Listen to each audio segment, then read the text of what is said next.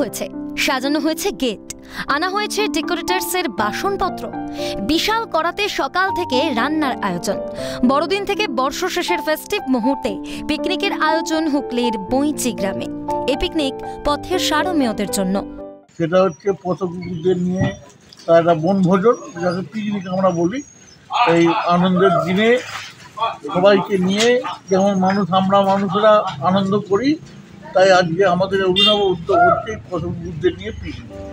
ওদের সারাটা বছর একই রকম এরোর দেওয়া খাবার খেয়েই বছর ভর চলে ক্ষুণ্ণিবৃত্তি, সঙ্গে রোগভোগও থাকে।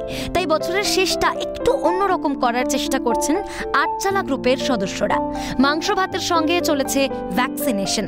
কাকলি নস্করের রিপোর্ট, ক্যালকাটা নিউজ।